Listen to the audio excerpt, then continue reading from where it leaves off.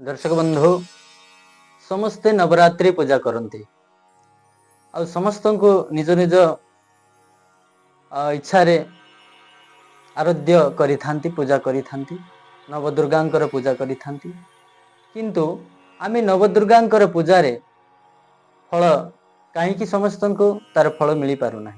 भगवान को आराधना कले पूजा कले केवे निष्फल जाए ना, किंतु साधक मानकर सटीक विधि विधान पूर्वक करने आवश्यक।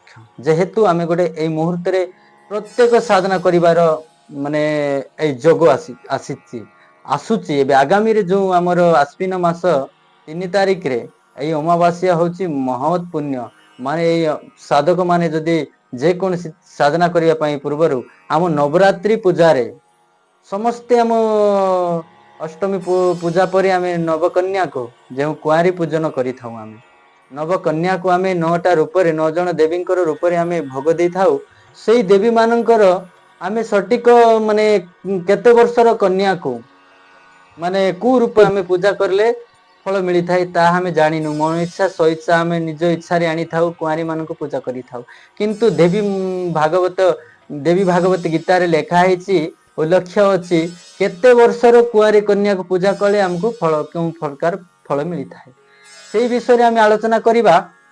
आम मन इच्छा आनिक पूजा करुछु, किंतु आम वर्षे 2 वर्ष 3 वर्षर कन्या को आम आनी पूजा करवा। से कुआरी कन्या को से कौन से मीठा खटा राग से तो जाने नहीं ना, ताकू गोटे ज्ञान रहा दरकार। आपण को पूजा को से स्वीकार करवा दरकार, आपण को से विधि को जानिबा दरकार। सेति पई लिखिछि 4 वर्षर कन्या को टू आरंभ होछि, 4 वर्षर 10 वर्ष भीतर कन्या को। सेति पई क्यों 4 वर्षर कन्या को पूजा करले कौन फल मिलता है से विषय में आपन को कहबा को जाउछि। देखंतु 4 वर्षर कन्यार रूप होछि कल्याणी, सर्व कल्याण भाजने फल मिली थाए 4 वर्षर कन्या को, बुझले कि नहीं। तापरे आमर 5 वर्षर कन्या होछि रोहिणी रूप, से रोहिणी रूप रे पूजा पाए। 5 वर्षर कन्या को पूजा करले कौन फल मिलता है, सर्वरोग विनाशार्थे सर्वरोग विनाश हो जाए। जो मनीषर व्याधि रोग शक जहाँ थाए सब विनाश हो जाए 5 वर्षर कन्या को पूजा करले। से 5 वर्षर कन्यार रूप होची ना होची रोहिणी रूप रे, आउ 6 वर्षर कन्यार रूप होची काली रूप रे से पूजा पाई थाए।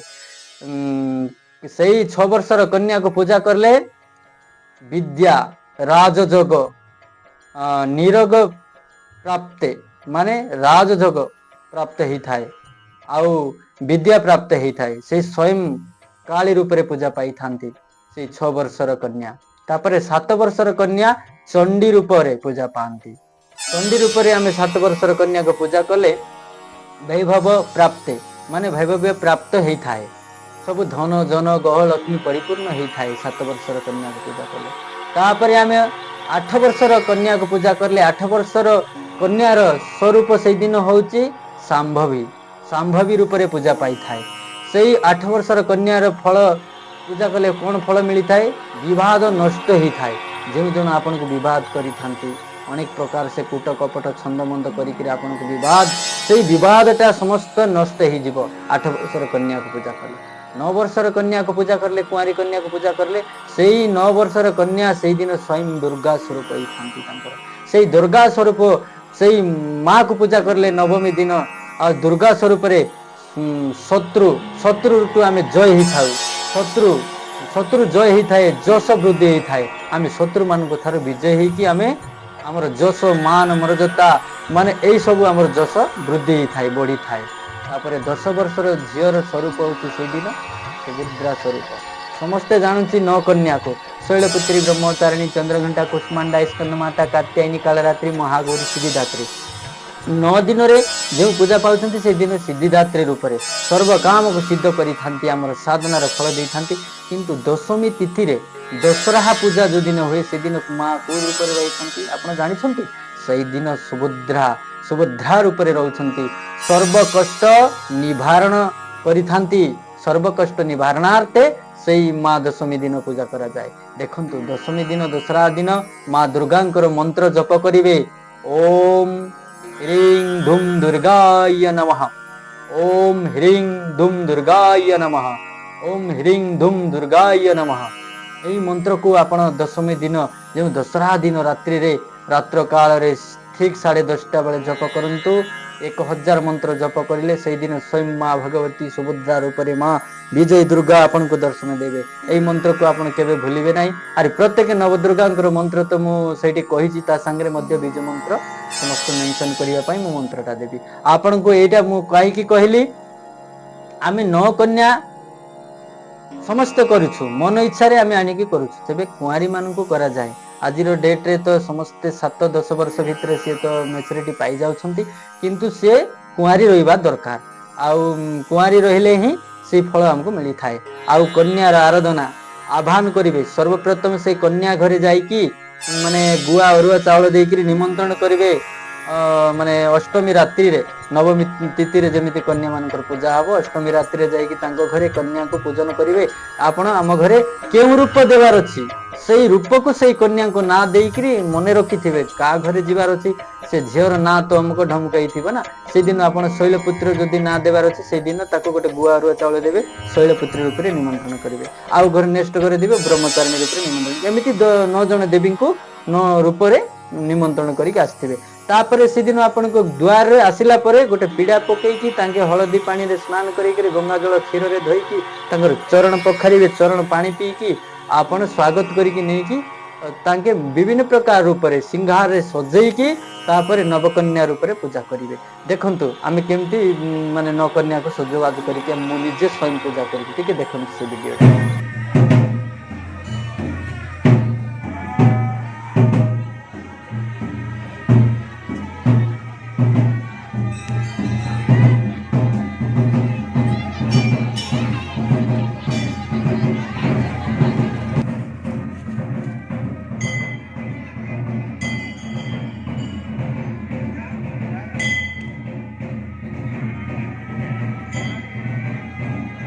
नमाता देवीभ्यं पाद्याय नमः स्वाहा।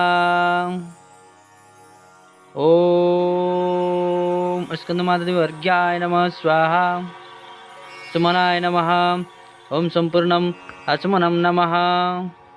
माँ आपणकर चरणर पादुका पे मो जीवन धन्य हो माँ। जय माँ स्कंदमाता स्वरूपाय नमः भगवती जय माँ।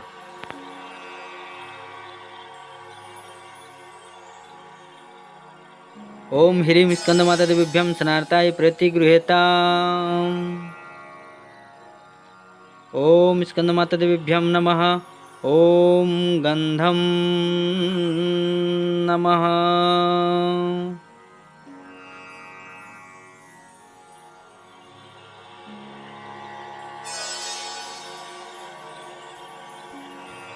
ओम माँ भगवती आपणकर प्रभु पादासन नमः। भक्तवत्सला स्कंदमाता स्वरूपाय आसनम नमः पादासनम नमः। ओम नानावर्णं पारिजातानि पुष्पाणि पुष्पमालं समर्पयामि। ओम लोक लज्जा निवारणार्थे ओम वस्त्रं समर्पयामि। स्कंदमाता स्वरूपाय नमः।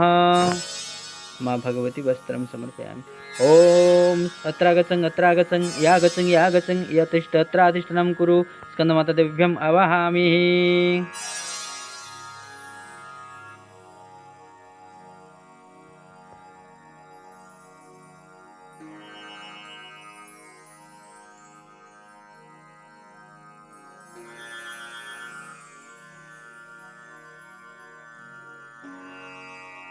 ओम नवदुर्गा स्वरूपाय स्कंदमाता देवीभ्यं धूपं दीपं समर्पयामि।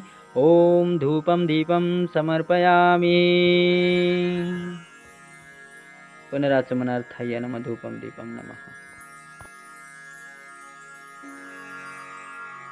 माँ मु मंत्र जानी नहीं तंत्र जानी नहीं पूजा जानी नहीं माँ मो समर्पण भाव पूजा भक्ति स्वीकार करो। आपण कौन करिवे जो नवकन्या को जो तार समस्त करुछंती तार पूर्व दिन नवरात्रि पूर्व दिन देवादिदेव महादेव को बेलवरण करा जाए। बेलवरण जो बेल गछरे जाइकी गोटे गुआ गुआ गुआरे जेमती शिवंकर ମାନେ ତିଲକ ଲଗାନ୍ତି ସେମିତି ଚନ୍ଦନରେ 3ଟି ଗାର ଲେଖିବେ। ଆଉ ଅରୁଆ ଚାଉଳ ହଳଦୀ ଚାଉଳ ଧରିକି ଶିବଙ୍କୁ ସେ ବେଳଗଛ ତଳେ ଯାଇକି ଗୁଆ ଗୋଟେ ରଖିବେ। ଆଉ ଢାଳରେ ପାଣି ନେବେ, ତୁଳସୀ ଗଙ୍ଗା ଜଳ ନେଇକି ସେଇ ବେଳଗଛରେ ଅର୍ଘ ପ୍ରଦାନ କରିବେ। ଆଉ ଦେବାଦି ମହାଦେବଙ୍କୁ କହିବେ, ହେ ଦେବାଦିଦେବ ମହାଦେବ, ଆପଣଙ୍କୁ ଆମେ ବରଣ କରିବାକୁ ଆସିଛୁ। ମା ନବଦୁର୍ଗାଙ୍କର 9 ଦିନ ପର୍ଯ୍ୟନ୍ତ ପୂଜାରେ ଆପଣ ସେଇ ସ୍ୱାଗତ କରିବା ପାଇଁ ଆସିଛୁ ପ୍ରଭୁ। ମା ଦୁର୍ଗାଙ୍କ ଦେଖନ୍ତୁ, ଆପଣ ଜାଣିଥିବେ ମା ଦୁର୍ଗା ହଉଛନ୍ତି ମା ଶିବଙ୍କର ଅଭିନ୍ନ ଅର୍ଦ୍ଧାଙ୍ଗିଣୀ। ଆପଣ ଦେଖୁଥିବେ ସମସ୍ତେ ଗୋଟେ ଗୋଟେ ଫଟୋ ଥାଏ। ଶିବ ମା ପାର୍ବତୀ ସାଙ୍ଗରେ ନଥିଲେ ସବୁ ସାଙ୍ଗରେ ସମାନ। ଆଉ ମା ପାର୍ବତୀ ମଧ୍ୟ ଶିବ ନ ଶିବ ସାଙ୍ଗରେ ନଥିଲେ ତାଙ୍କେ ମଧ୍ୟ ସବୁ ସାଙ୍ଗରେ ସମାନ। ସେଥିପାଇଁ ଅଭିନ୍ନ ପାର୍ବତୀ ଆଉ ଶିବ। ସେଥିପାଇଁ ଆମେ ଖାଲି 9 ଜଣ ଦେବୀଙ୍କୁ ଡାକିଲେ ହବ ନାହିଁ, ସେଇ ସାଙ୍ଗରେ ଆମକୁ ଦେବାଦିଦେବ ମହାଦେବ ଭୈରବଙ୍କୁ ମଧ୍ୟ ନିମନ୍ତ୍ରଣ କରିବାର ଅଛି। ତା ନବରାତ୍ରିର ପୂର୍ବ ଦିନରେ ବେଳବରଣ କରିକି ସେଠି ଯାଇକି ପୁଣି ଆମେ ଗୁଆ ଦୀପ ପିପ ଲଗେଇକି ତାଙ୍କ ପଞ୍ଚ ଉପଚାର ପୂଜା କରିକି ଗୋଟେ ବେଳଗଛରେ କ୍ଷମା ମାଗିବେ। ଆଉ ଗୋଟେ ନୂଆ ମାଟି ହାଣ୍ଡି ନେବେ। ଆଉ ସେଠି ଗୋଟେ ଡାଳ ଗୋଟେ ଭାଙ୍ଗିକି ସେଇ ଛୋଟିଆ ଡାଳ ଗୋଟେ ଭାଙ୍ଗିକି ମାଟି ହାଣ୍ଡି ଭିତରେ ପୂରେଇକି ତାକୁ ଘଣ୍ଟା ଶଙ୍ଖ ନାଁ ଧରି ସ୍ୱାଗତ କରିକି ଆପଣଙ୍କର ଯେଉଁଠି ଦୀପ ଜାଗରଣ ହବ 9 ଦିନ ପର୍ଯ୍ୟନ୍ତ ସେଇଠି ନେଇକି ଆପଣ ରଖିବେ। ଆଉ ଶିବଙ୍କର ମାନେ ବେଳବରଣ ଅନୁରୋଧ। ଆଉ ଅନ୍ୟାନ୍ୟ ସମସ୍ତେ ନବରାତ୍ରି କରୁଥିବା ସେଇ ମା ଭଉଣୀ ଆଉ ମୋ ସାଧକ ଶିଷ୍ୟ ମାନେ ଗୁରୁଜନ ମାନଙ୍କୁ ମୋର ଏଇ ନାରାୟଣ ଦାସଙ୍କର ଏଇ ଗୋଟିଏ ଜିନିଷ ମାନି ରଖନ୍ତୁ। ଆଉ ଦେଖନ୍ତୁ, ଆପଣଙ୍କୁ ଗୋଟିଏ ବର୍ଷ ଯେଉଁ ନବରାତ୍ରି ବିଧି ପୂର୍ବକ କରିକି ଦେଖନ୍ତୁ, ଅଳ୍ପ ଦିନ ଭିତରେ ତାର ପରିଣାମ ତତ୍କାଳ ଆପଣଙ୍କୁ ମିଳିବ। ଆଉ ଆପଣ ନିଶ୍ଚୟ ଦଶମୀ ରାତ୍ରିରେ ମା ଜଗଦମ୍ବା ସିଦ୍ଧିଦାତ୍ରୀଙ୍କୁ ନିଶ୍ଚୟ ଆପଣ ଦର୍ଶନ କରିପାରିବେ। ଦେଖ, ନବଦୁର୍ଗାଙ୍କୁ ନବକନ୍ୟାକୁ ଶାସ୍ତ୍ରରେ ତ ସବୁ ଜିନିଷ ମୁଁ ଯଦି ପଢିବି ତାହେଲେ ଭିଡିଓଟା ଲମ୍ବା ହେବାକୁ ଯାଉଛି। ସମସ୍ତେ କାଟିକି ଫରୱାର୍ଡ କରି ଦେଖୁଛନ୍ତି କାହିଁକି? ସେଥିପାଇଁ ମୁଁ ଛୋଟିଆ ସର୍ଟ ଭିଡିଓ କରିବା ପାଇଁ ଚାହେଁ। ଛୋଟ ଦେଖନ୍ତୁ,